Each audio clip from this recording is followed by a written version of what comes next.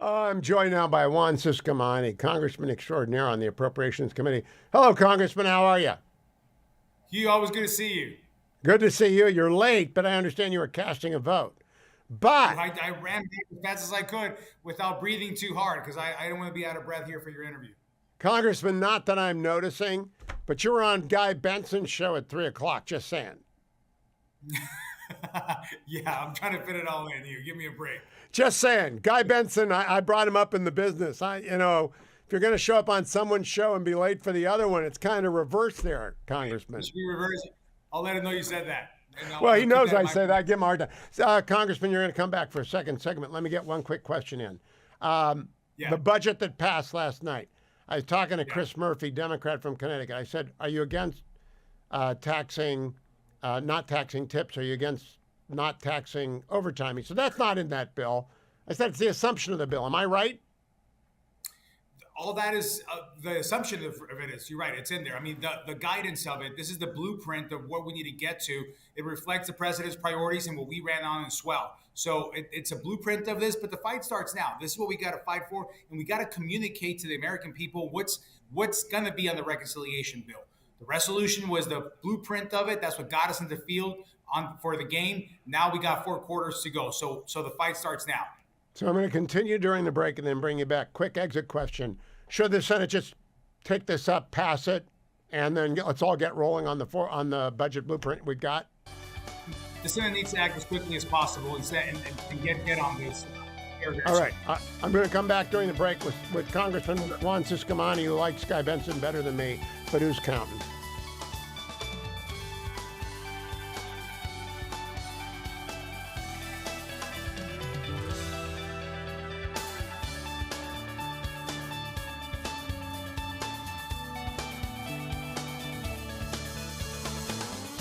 So I'm back with Congressman Juan Ciscomani. He's also going to be on after the break. We'll put it all on YouTube. Congressman, would you let me know the budget that passed last night? Is there any reason for the Senate not to pass it the way it is and then just get down to the business of the reconciliation bills? No, I think, like I said, they need to act as quickly as possible on this.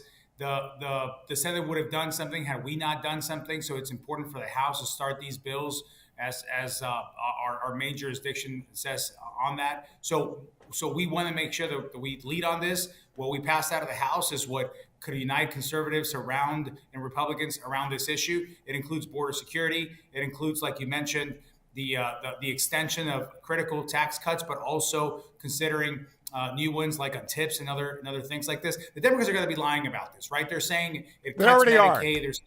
It's all for the wealthy and the billionaires. Now they have Elon Musk as the face to be able to attack on every single corner. I was on the floor about to give some of the 5 minute speeches there, and every other speech from them, if not every speech, is all about Elon Musk. They're obsessed with this issue and this topic on him specifically. They see a face and they treat him as a punching bag. But listen, what the efforts of Doge and the efforts of actually going in and shaving off the excess of the federal government is something that politicians, Hugh, have been running on for generations. Okay, and no one has delivered on that. No one's taken it seriously. This is the time to do that while we protect vital programs as well. So I want to make that clear. I made that clear to the speaker leading up to the vote of my concerns, signed on to a letter publicly on it from the Hispanic Conference. And now, now their work starts. Now, Congressman Chris Murphy said we're going to cut Medicaid. I don't think that's true. I think they're going to block grant Medicaid and maybe put some work requirements in it, but I don't think we're going to cut Medicaid. Minute to the break, and then we'll come back. What do you say?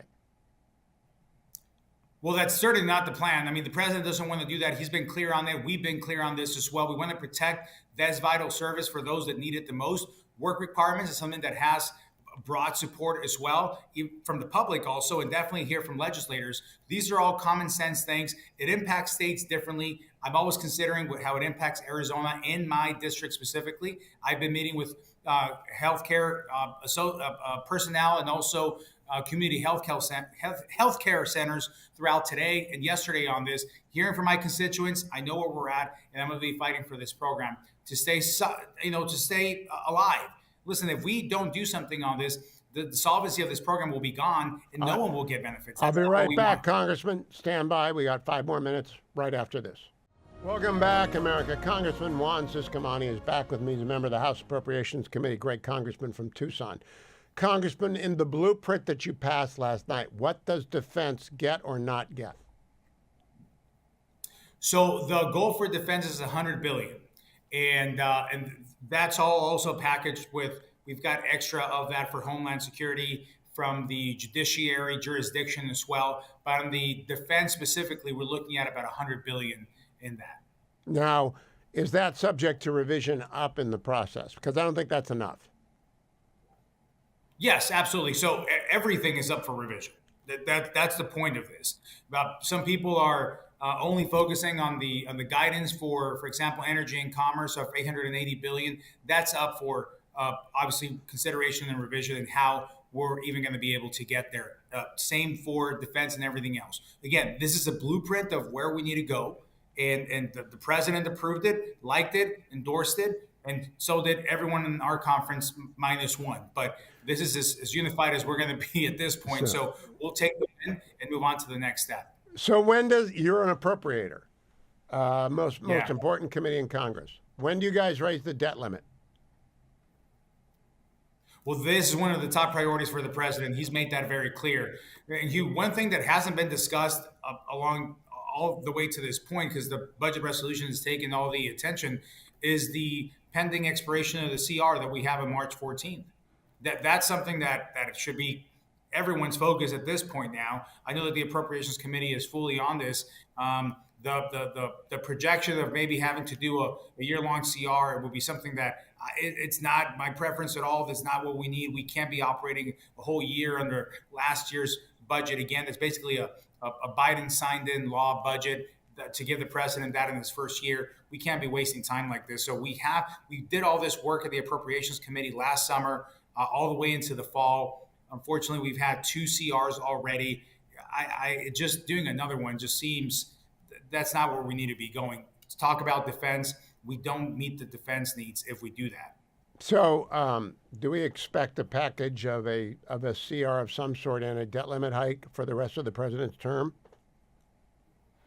Well, we're going to see if the CR is considered for the rest of the year. We're going to see what's in there. I think defense needs to be boosted in there. We'll probably have to do some kind of special package on Homeland Security as well. This is what needs to get off the ground for all the efforts that Tom Homan is doing, and also Kristi Noem. So those costs are going up, obviously, and we need to figure that out. So there's quite a bit to figure out within the Appropriations Committee from now until March 14th.